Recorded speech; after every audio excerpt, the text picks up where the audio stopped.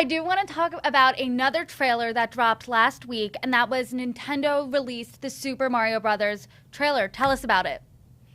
My kids have watched this trailer like a dozen times since, what was it, Thursday?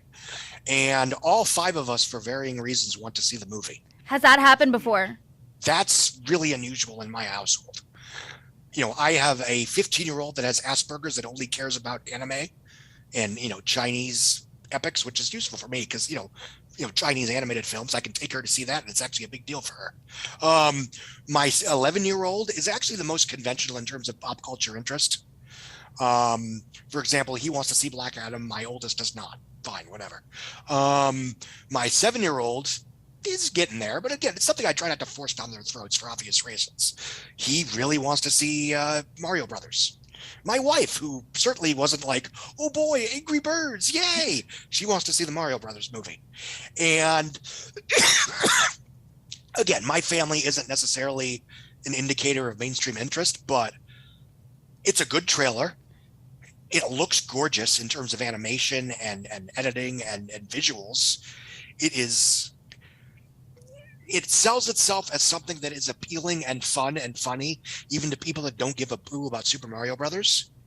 The first half of the trailer involves Jack Black's King Koopa facing off against these goofy comedic penguins.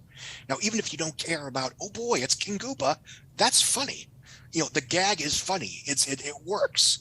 And what I always like to say is that when you're developing IP, you make a movie that's appealing whether or not people care about or know about the IP.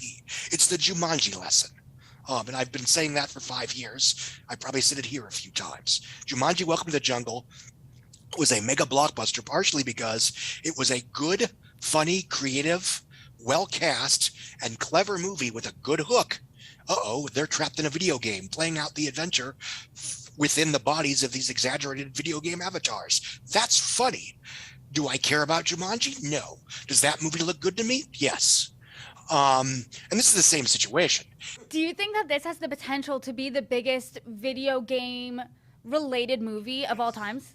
Well, when I say based on a video game, because there's plenty of movies that are inspired by video games, like Jumanji: Welcome to the Jungle, for example, or certain action films that have a certain video game editing, and that's usually a compliment because it means long, fluid takes. Something like John Wick, even the early some of the. Certain Zack Snyder films, Sucker Punch, Man of Steel come to mind, are very much embedded in the visual vocabulary of video games. Inception is basically a video game. And again, film's very good and film's not so good. Run Lola Run's a video game. But anyway, in terms of films that are based on video games, yes, because right now the biggest grossing movies based on video games worldwide are Detective Pikachu, which made $435 million on a $150 budget with good reviews and good buzz. Dwayne Johnson's Rampage, which got mixed reviews, they're wrong, it's awesome, and earned 400. Did I say Rampage already? I think Okay, one of them made 428, one made 435, and God help me, I don't remember which is which. But anyway, around 430 worldwide on a 120 budget. And then you have Warcraft, which made 440 million in 2016 off a 165 budget. But it made 220 of that in China, where Hollywood only gets about 25% of the ticket sale.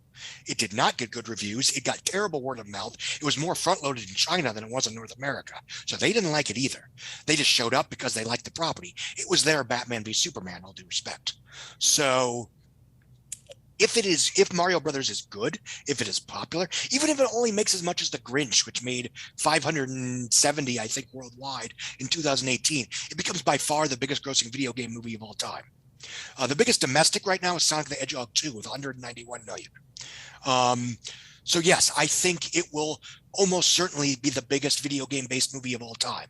And it will absolutely officially end the so-called curse of the video game movie, which was ironically started 30 years ago by the first Super Mario Brothers movie. Well, nothing like a full circle moment, and we will leave it there. Scott Mendelson, thank you so much. You're very welcome. It's always a pleasure.